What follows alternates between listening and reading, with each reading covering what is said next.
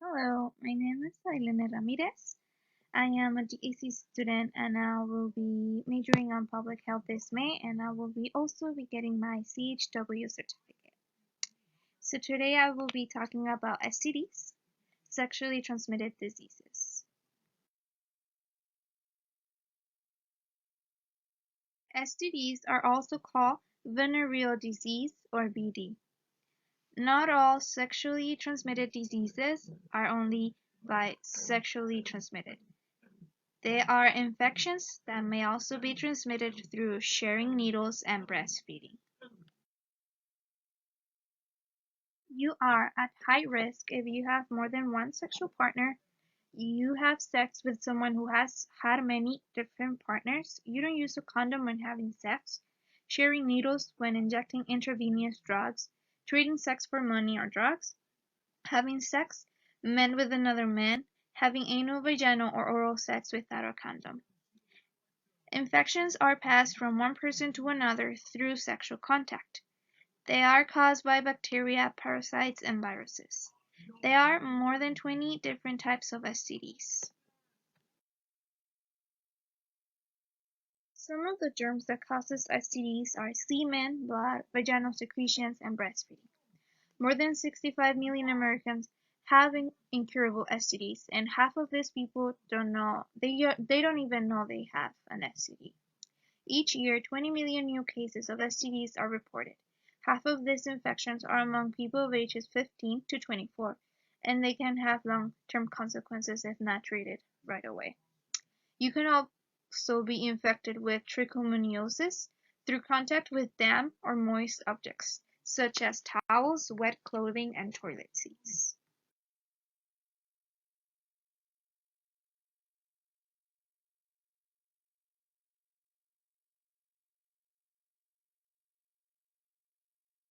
Here we have some bacterial STDs that we heard most of. We have chlamydia. Painful ejaculation and intercourse are some of the symptoms. Also, discharge from the penis or the vagina. We have gonorrhea, that also is discharge.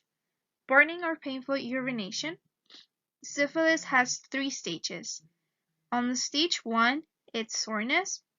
On stage 2 is rash on the whole body. And on stage 3, it starts affecting your internal organs. We have HIV.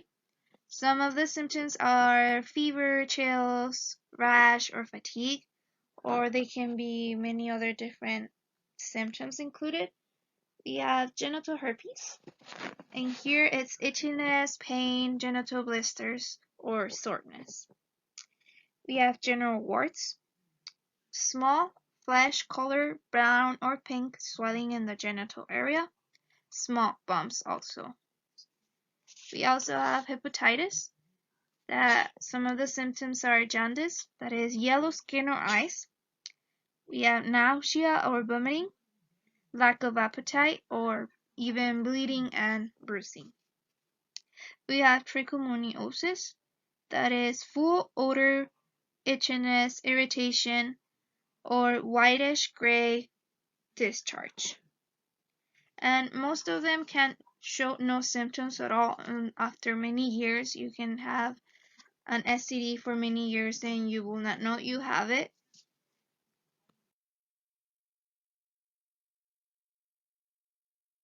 So the only way to be sure about if you have an STD is to get tested.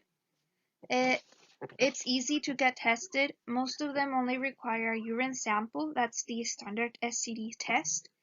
And we can't rely on symptoms because there's like a specific symptom to a specific STD that will tell you that you have it. The only way to know for sure is to get tested. Here we have a graph of rates of sexually transmitted infections from 2014 to 2018. We have a female and a male side. We have chlamydia, gonorrhea, and syphilis. We can see that on the female side, gonorrhea it's a lot higher than male. And on gonorrhea, on the male side, it's higher than on the female side. Also, on the Center for Disease Control, I did a research that says that high school students across the nation, about 39.5% reported having had sexual intercourse. It's higher among the males. And 10% have had with 3 or 4 different people. 46% they say didn't use a condom. According to the 2017 The Prevalence of Young People report, 3% of kids are 13 years of younger that had experienced sexual intercourse. 20% includes high school freshmen. 36% include sophomores. 47% include juniors, and 57% include seniors. So we can see that our young people, our younger generations are starting to experience this, being sexually active without taking the enough care to take care of themselves.